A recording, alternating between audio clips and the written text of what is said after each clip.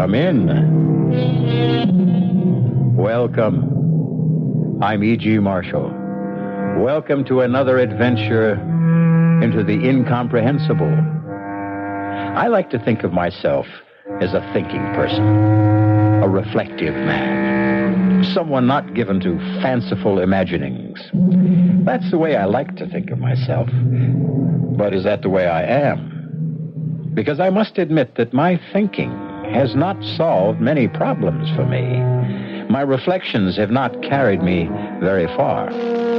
So now and again I find it extremely salutary to indulge in fanciful imaginings, to take a short walk into the world of obscurantism. For as you will hear one of our characters say, the mind makes so many mistakes. I have heard that people of great energy, enormous will, people with a surpassing belief in themselves, these are people who simply will not die. They refuse to die. When death is upon them, they are so angry that they will not submit. And you know what energy she had, what a dominating person she was, how much she believed in herself. Never in us, only in herself. People like that, they say, would rather live an evil life than no life at all.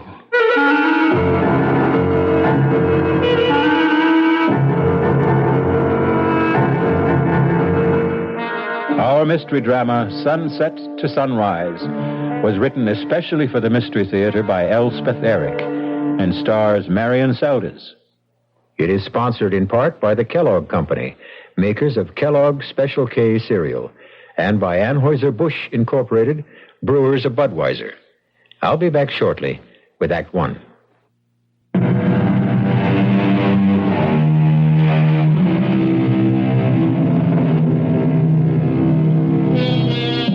How monstrous, you say? To want to live on in wickedness rather than die quietly? Perhaps you're right. Oh, of course you are right. And yet, don't we all hope we won't have to die? Not yet, and not altogether? Is this only monstrous? Or is it strangely admirable? In a perverse sort of way, of course. It's over. I've done it.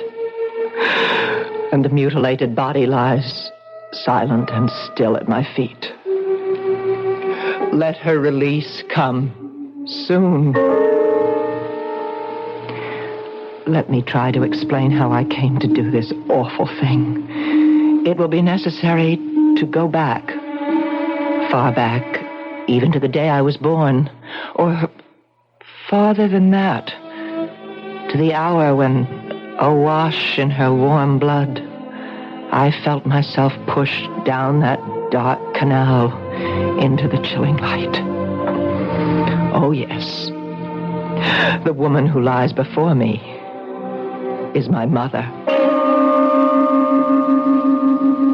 But I shall content myself with reverting to the day of her funeral, a gray and dismal day.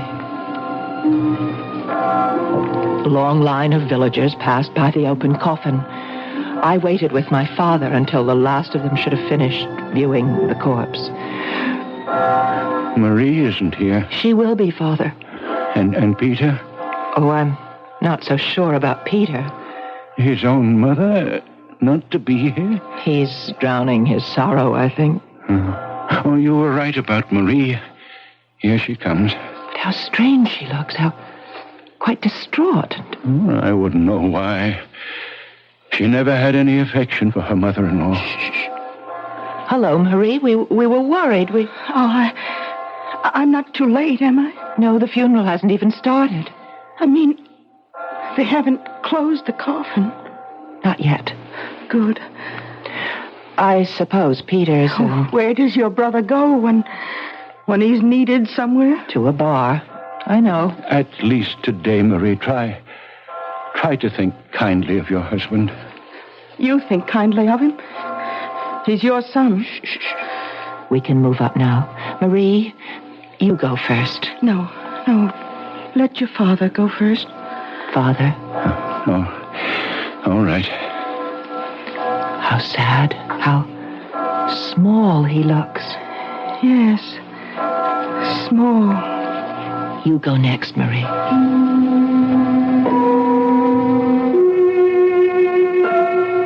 Marie stood for a second or two by the open coffin, then moved on. Now it was my turn. My eyes filled suddenly with tears. And when I looked down at the quiet body, the expressionless face of my mother, I could scarcely make out her features. I shook the tears away, and I made an effort to see her clearly. Across her breast lay a long spray of wild roses. Without conscious thought, I did what I had never done while she lived. I leaned over and kissed her on the lips.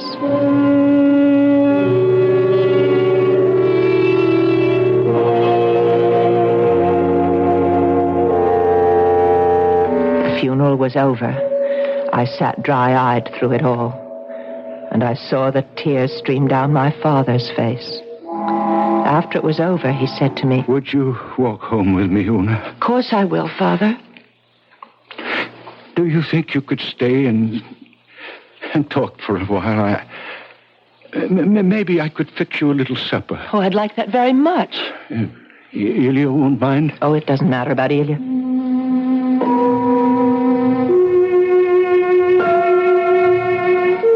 I took his hand. He let me have it like a trusting child. And we started down the road. The familiar landscape had embraced me all my life. And now it brought back sights and sounds from long ago. And on this day, most particularly, the sight and sound of my mother as I had known her. I saw her handsome, flushed face. I heard her voice. How sharper than a serpent's tooth to have a thankless child. Oh, what have I done that was so wrong? Why am I being punished? To be given a daughter with no shame, no morals, no sense of decency. My father trudged on beside me without speaking. His tears had dried. He looked as he'd always looked. Very sweet, very simple. She had been the single love of his life. I had never heard him speak of any other woman. He'd fallen in love with her when she was 16 and waited 5 years to marry her. It was my mother who got me to marry him. But he wasn't really of my world. Nothing intellectual about him. Well, what could you expect of a farmer? But marry him she did. And he never asked for anything else. The 2 children she bore him, first my brother Peter, then me. Well, we were simply 2 minor gifts she added to the supreme one of herself. And Peter always belonged more to her than to him. It's hell to be poor, Peter. Never let it happen to you. Oh, the stories I could tell you about what poverty can do to the ardent soul. It took Peter a while to get started, but once he got his foot on the ladder, he climbed steadily to the top. And along the way, he married the prettiest girl in town, the dark-eyed Marie. We're here, Una. What? You were dreaming. We're at the house. Oh, yeah, I must have been dreaming. Oh, it's a long time. Very long time since you've been in the old house. 2 years. You're happy living with Ilya? I don't ask to be happy. But you're pleased with the arrangement? It pleases us both. Go on in. It looks the same. Well, nothing's changed. Can I get you something? A hot drink? No, you sit down and I'll get you something. Oh, take off your coat. Let me help you. Yes, thank you. What's this? What's inside your coat? What? Oh, that I forgot. Well, it's sewn in. Did you do that? What is it? Well, it's a sprig of blackthorn. Well, that's what I thought. Why is it sewn inside your coat? Marie put it there. Well, what on earth for? Una, sit down now. You know, Marie's a strange girl. She came here from another country and where they believe strange things. Such as what? Well, you must know. Ilya must have told you. Ilya's parents were gypsies, but he's not. But he hasn't forgotten, has he? What they believe, the gypsies. You don't mean that you... They believe in the living dead, the dead who refuse to die. You mean vampires? That is what you mean, isn't it? I never said I believe. But you let her sew the blackthorn into your coat? Well, I couldn't stop her. But why now? Why today? Oh. You don't mean... Mother? Marie believes your mother has become a vampire. I wanted to laugh. We were sober, hard-working, God-fearing people. We were not superstitious, given to odd beliefs. But I looked into my father's face, and I could not laugh. I've never believed, but... But what? I have heard that people of great energy, enormous will, with a surpassing belief in themselves, these are the people who will not die. They refuse to die. When death is upon them, they are so angry that they will not submit. You know, Una, what energy your mother had, what a dominating person she was, how much she believed in herself. She never believed in us, only in herself. That's the way she was. And they say that people like that would rather live the evil life of a vampire than not live at all.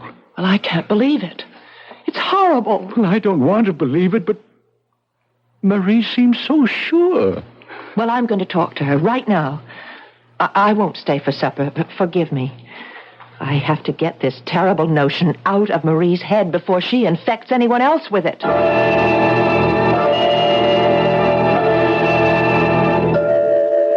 I walked to the village, to the affluent section of the village where Marie and Peter lived. Their house sat on a beautiful green lawn surrounded by an iron fence with a big gate. I pushed it open, and I went inside and up the long gravel path. Una, don't come any nearer. Don't be absurd, Marie. I don't want you in my house. We have to talk about this crazy idea you have, Marie. Your father told you. I found the blackthorn you sewed into his coat. It may protect him. And it was you who put the wild roses on her body, wasn't it? To keep her in her coffin. I had to do what I could. Oh, but this is all a great foolishness, Marie. Whatever gave you such a crazy idea about your mother-in-law? It's not a crazy idea. I felt it even before she died. I sensed that she'd never leave us alone. She'd rather turn into something loathsome and feed off us, drain our strength, drink our blood. And it's happening. It's happening. You want to come in the house? Come. I want you to come in. I want you to see your brother. Is Peter all right? All right? I don't know what you call all right. But look at him. There on the sofa. Oh, Peter. He's been that way since your mother died, and a good deal of the time before that. Do you think I've had a husband? Do you think that bloated hulk has been a man? Ever? Oh, what has that to do with... Don't you know? Don't you know that vampires have such power over young married people? Don't you know that? No. Well, ask Ilya. He knows. Ilya's not a gypsy, not anymore. Ask his mother. Ask his father.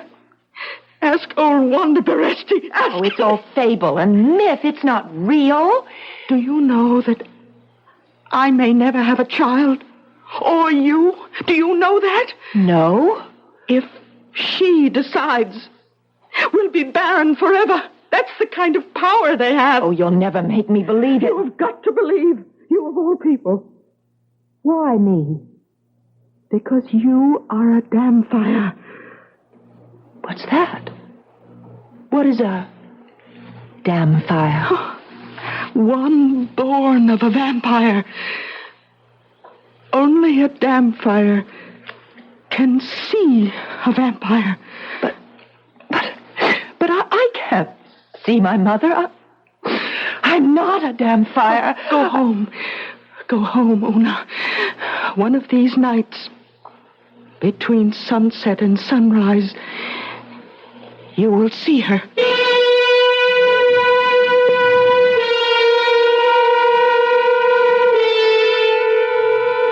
Vampires. Vampires and their offspring, the Damfires. They may shock you, repel you, terrify you, but never, never will they bore you. We'll be back shortly with Act 2.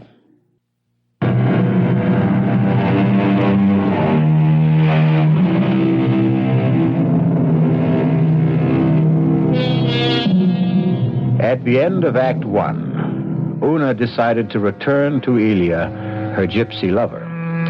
A gypsy from the remotest regions of Transylvania, where all the best vampires come from. At least all the best stories about vampires come from there, and Ilya knows them all. But they're all superstition, Una. Handed down from generation to generation. You don't believe them. I used to when I was very young. You see, the stories were always about very, very powerful people. I think they couldn't get used to the idea that very powerful people could actually die. My mother was a very powerful woman. Ah, but she died, like everybody else sooner or later. You never really knew my mother. I wasn't welcome in her house. I think I only came here to live with you to spite her. All my life she told me how immoral I was, how wicked, how filled with wild desires. And you were?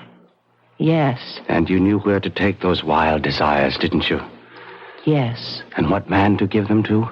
Yes. Well, lucky me. It was to show her, to say yes to her. Yes, I am like that. Yes, I'm what you say. Yes, I'm loose and immoral and wicked and all those things. And yes, you're right not to love me because I'm not lovable. I'm hateful and vile. Yes. No, you are not hateful. Oh, you don't know. I know enough. Lie still now. Let me hold you. Yes. Hold me. Huh? What's that? What's what? I thought I heard something. I don't hear anything. Don't you hear it? Listen. You don't... It's a bat. A bat? Turn on the light. No, please. I don't want to see it. Ilya, get rid of it. I won't touch it. What are you doing? I'm putting on my clothes. Why? Why? It's your mother. It's your mother, Una. She's back. It's not. You said you didn't. Never mind what I said. I was wrong. It's a bat in the rafters. It's not my mother. How do you know? How do you know for sure? Be. The old women were right. They come back, you see. No. They come back to live off the living and suck our blood. Ilya, where are you going? To my mother's house. Ilya, don't go. Ilya.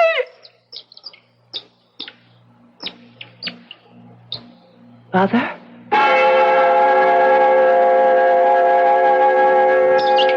All night long, I lay in the dark, listening to the bats swoop and chatter in the rafters. Sunset to sunrise, I lay awake and listened. For as the warning light of the sun started to glow in the east, the bat was suddenly quiet. Hadn't Marie told me that the old stories all agreed that vampires could only venture out between sunset and sunrise? The bat was gone, and I was alone. Then came a pounding at the door. I got out of bed and I went to answer it. Had Ilya come back? Had he thought better of his foolish fears? And come back? Ilya? Oh, Peter. Let me in, Una. Yes, come in. I have to talk to you. You're very drunk. Never mind. Never mind about that. I have to ask you something important. Well, first tell me why you didn't come to our mother's funeral. Never mind about that either. Marie was there. Marie was not there. Not for the funeral. She went to the church to put some wild roses on the body. She didn't stay to see her buried. Not that she's really buried. Not that she'll ever be really buried. She'll be around for a long time till she's drained us all dry, and long after that, maybe forever, who knows? Do vampires ever really die? Peter, stop that. Our mother is not a vampire. Is it true? Marie says it's true. Is what true, Peter? Did you kiss her? When she was lying in her coffin, did you really kiss her? Yes, I did. Oh no. Why did you do that? I don't know quite. I think it was because I'd never kissed her before, and I was sorry that I hadn't. Don't you know what you've done? I haven't done anything. You've put your lips to her poison.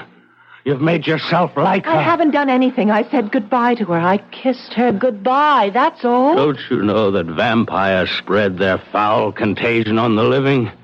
Isn't it bad enough that you and I are damn fires just because she gave us birth? Stop it. I don't want you to talk this way. You and I can see her. Have you seen her? Of course I haven't. I have. Shall I tell you why I didn't come to the funeral? I was with her, that's why. She came to my room and stood in the door. She was very beautiful. She had on her white lace dress, and she smiled at me. You were drunk. She didn't mind. She just smiled. But then her smile grew wider and wider till the whole room was filled with her smile. It took away the sunshine. I tell you, Una. Peter, oh Lord. Come in. Peter, are you all right? Come in. The door's not locked. Oh, Marie. Yes. I thought he'd be here. Oh, don't try to move him. Let him sleep it off. He's just drunk. He's been drunk for days. Let him lie there. But just before you got here, he was trying to tell me that he saw our mother, that she came to his room. Only the damp fires can see a vampire. You made him believe it. Because it's true. And Una, there's something else that's true, and you'd best know it. Only a damp fire can kill a vampire. Kill? The best we others can do is try to protect ourselves with the blackthorn and the wild roses and all that. I will not listen. There is something you can do. You could help us to protect ourselves. Marie, I just don't believe in this superstitious... You don't. But we do. Nobody's slept a wink since the day she died. Oh, they know she'll go after us first, but no one in the village is really safe. Well, what do you want me to do? Move the body across the river. What for, in God's name? Wanda Beresti says it's very difficult for a vampire to cross over water. I don't believe any of this. I don't believe it's happening. Well, it's happening, all right. And everyone believes it, but you... You can't make the rest of us live in this torment because you refuse to believe. Perhaps. You could be right. You will move the body across the river? Oh, I'll have to talk to Father. Oh, talk to him. Talk to him now. Before it's too late. I left Marie to get Peter home the best way she could. And I started off for my father's house. How could I ask him to disinter the body of his beloved wife only 2 days after she'd been laid to rest? What kind of daughter would nourish the horrid thought in her father's mind that his wife might be a vampire?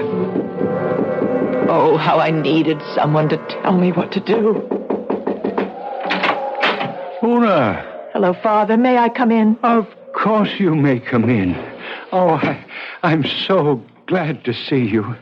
You're all right, aren't you? Yes, I'm all right. Oh, no, can you stay for a little while? As long as you like. Oh, good. I could make a little supper if you could stay that long. Father, Peter came to see me today. Oh? How was he? Drunk. But not so drunk that he couldn't say what he came to say. And what was that? That I had contaminated myself when I kissed my mother's mouth as she lay in her coffin. Oh, my dear girl. Do you believe that, Father? Oh, my dear, I'm so confused. You do believe it? I don't know what to believe anymore. And Marie came to see me, too. Oh, yes? Well, what did she want? Marie wants Mother's coffin moved to the other side of the river. Oh, your mother is buried in the family plot. I promised her. Why does she want the body moved? Marie says that to cross water is very hard for vampires.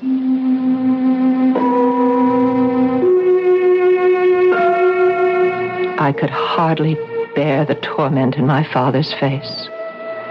It's so hard when everyone around you believes one thing, to stand alone and believe another. I kissed my father gratefully. Grateful for his kindness, his patience. He asked me to stay the night. There was still my old room. I lay down on the narrow bed, but my eyes would not close. I stared at the black square I knew to be the window. Beyond the door, I could hear my father washing the supper dishes. Then I heard it. Very faint, but unmistakable. Someone tapping on the window pane. I lay rigid in the narrow bed. And then I heard... Oh, no! Oh, no!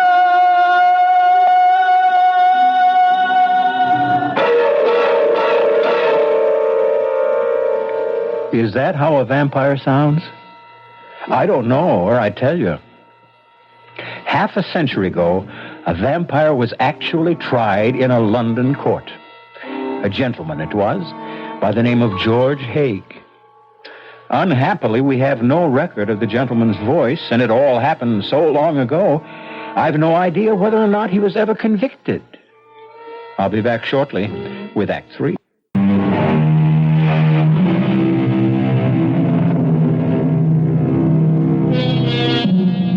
When I was very young, I thought, how convenient and how very right that we had entered into the age of enlightenment, leaving occult fantasies behind. As I grew a little older, I was not so sure. Now that I'm quite grown up, I am not sure at all but what the dreams and frenzies of an earlier time did not serve its people as well or better than mine are serving me.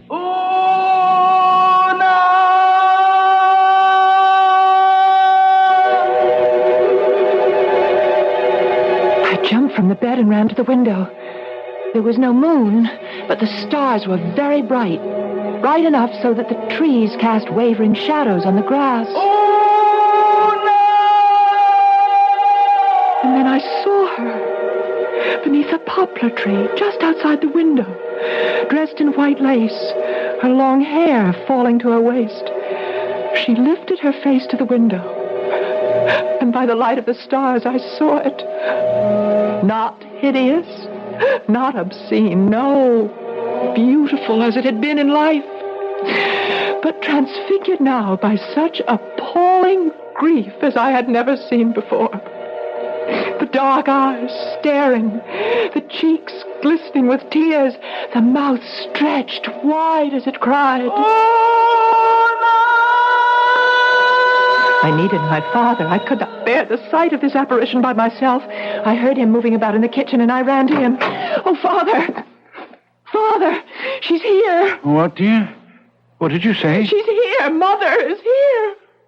Is she? No. She's beautiful. She's beautiful. Where is she? Outside the window. I heard her calling me, and I went to the window, and I saw her standing under the tree, and... Oh, Father, she looks so sad. Oh, my dear little girl, you've had a dream. It's not a dream. She's there. Oh, so soon after the funeral, it's natural for you to dream. Oh, come with me. I'll show you. You're overwrought, dear child. Come with me, you'll see. If there were a moon, you'd see quite clearly, but even by the starlight, you can see her. Look. Look there. Where? I don't see her. Beneath the big poplar tree, right there. I don't see anything. In her white dress. Look at her. I can't see anything. Nothing but the grass and a few shadows, that's all. That's all? Oh, my dear child, you had a dream. No dream. I saw her. But you can't see her. She must be a vampire, and I am a damn fire. What are you saying? Only the offspring of a vampire can see the vampire. Peter said he saw her. I know I saw her. We are her offspring, Peter. And I are vampires. Oh, no, please, you don't know what you're saying. Oh, I know very well. Only a vampire can see a vampire. And only a vampire can kill a vampire. Well, then What are you doing, Ona? Gonna open this window? No, don't. And invite her in. Mother, come in. Come in. Your daughter is waiting to receive you. My father rushed from the room. I can't stay. I can't watch. I can't. I stood by the window, waving to the white figure beneath the poplar tree. It was several minutes before she moved, and then very slowly, with uncertain steps, she came toward the window. She looked up at me like a child that is not certain of her welcome. Una? You've come back to live off of us, haven't you, Mother? Even in death, we are your possessions, your very prized possessions, because from us you drew pride and haughtiness and self-importance. That's what we did for you in life, and that's what you mean we should do for you now. That's it. Isn't it, Mother? Una, no. Forgive. Forgive? What went before. Forgive it. Forgive? I've never heard you say that word. Now I say it. Forgive me. All that I did. I beg of you, forgive me all my sins. Father was right. This is a dream. Forgive me, that I may lie quiet in my grave. Oh, God, let me wake up. God, deliver me from this dream. You don't hear me. Oh, Una, why don't you hear me? Perhaps I fainted. I don't know. I suppose I did, because I remember nothing more until I was wakened by a knock on the door. I opened my eyes. I was lying on the floor next to the narrow bed, and the sun was streaming through the window. I got to my feet. Come in, Father. Ilya. Are you all right, Una? Yes, I'm all right. You look so pale. Oh, I had a bad night, a bad dream. Yes, your father told me. My father? He went to fetch you. That's why you're here? I would have come back to you anyway. I only went to see my mother to ask her what she knows about vampires. All the old women were there. Wanda, Baresti, and all the others. Oh, they must have filled you full of stories. Una, when a whole town believes that a vampire is loose, they become terrified. A vampire, Una, is soulless, mindless energy on the march, knowing neither good nor evil, only its own desires. And the vampire must be killed, Una. Do you know why? lest we become like the vampire. We can become like that, Una, unless a stake is driven through the vampire's heart. And who is to do that? You know. Only a damn fire can kill a vampire. A stake must be driven through the throat of the corpse. If blood spurts from the throat, it is proof that a vampire lived in that body. Can I do such a thing to my own mother's corpse? It must be done before the sun sets, or she'll walk abroad tonight.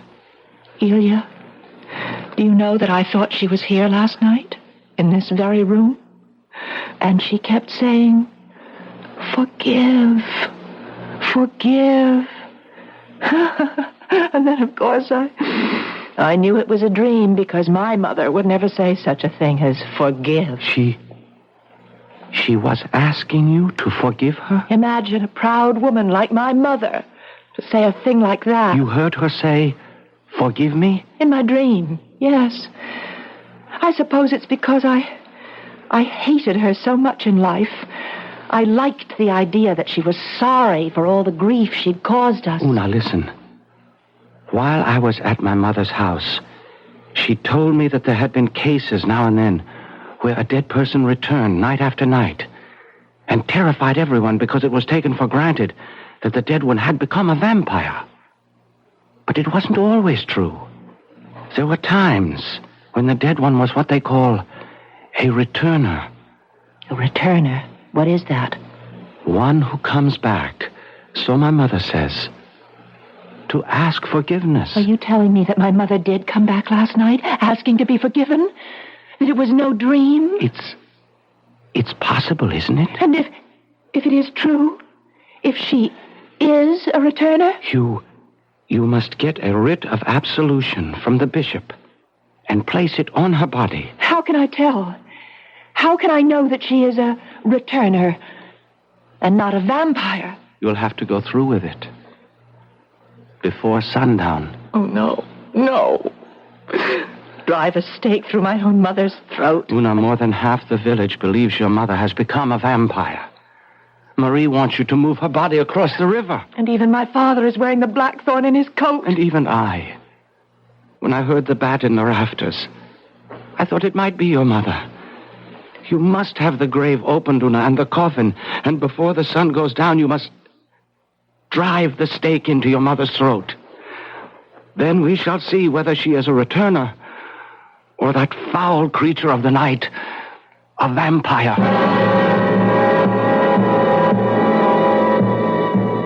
Ilya himself uncovered the coffin and pried it open. I told my father what I meant to do before the sun went down. If you must, my daughter. If you think you must. If she is really a vampire, Father, only I can do it. And I went to Peter and Marie. You wouldn't ask me to do it, Una? No, I wouldn't ask you, Peter. You're very brave, Una. I'd have been content if you'd only moved her body across the river. There's so much talk in the village. So much fear, so much horror. We must settle this thing once and for all.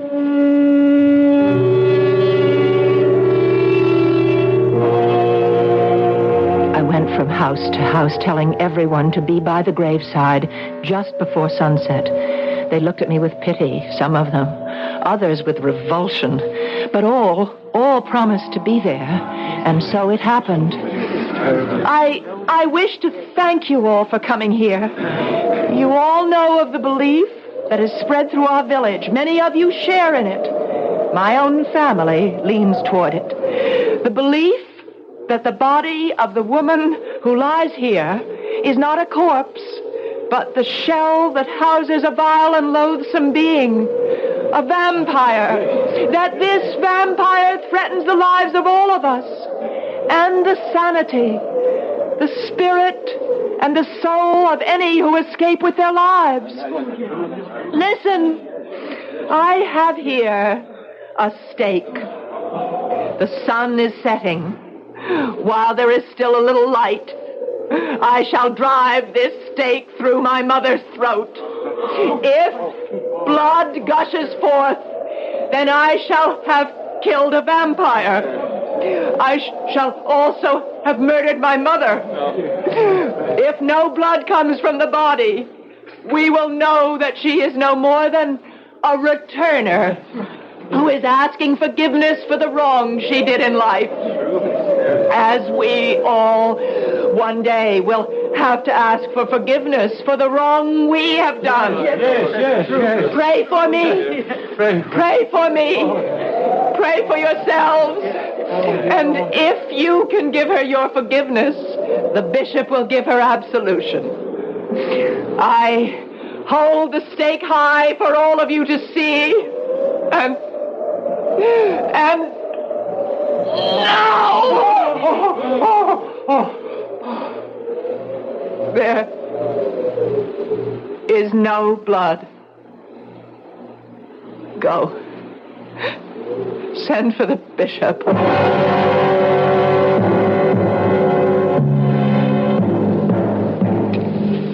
It's over. I've done it. And the mutilated body of my mother lies at my feet. Oh, let her release come soon.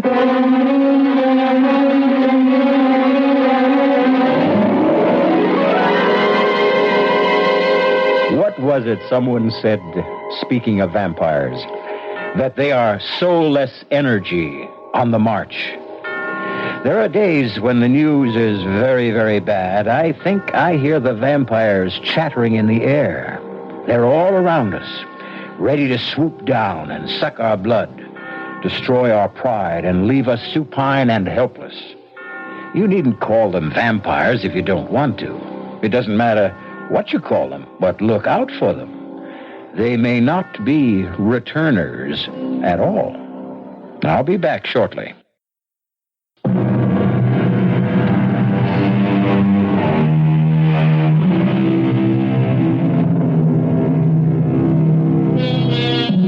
Ah, sweet mystery of life. And sometimes not sweet at all, but bitter, baffling, and impenetrable. I can offer you but a minor clue to the solution. Given humanity with its weaknesses and its imperfections, life could not be otherwise. Life is not the mystery. We are. Our cast included Marion Seldes, Bryna Rayburn, William Johnston, and William Redfield. The entire production was under the direction of Hyman Brown. And now, a preview of our next tale.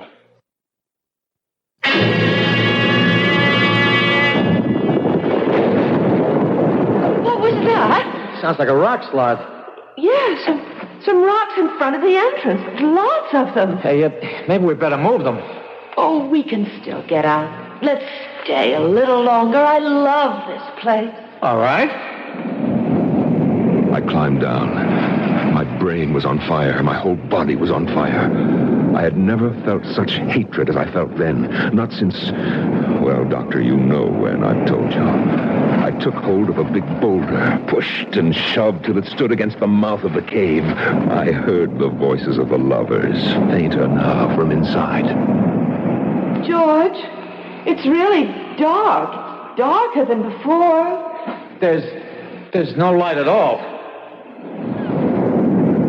I had sealed them in. Radio Mystery Theater was sponsored in part by new sugar-free diet 7-Up. This is E.G. Marshall inviting you to return to our Mystery Theater for another adventure in the macabre. Until next time, pleasant dreams.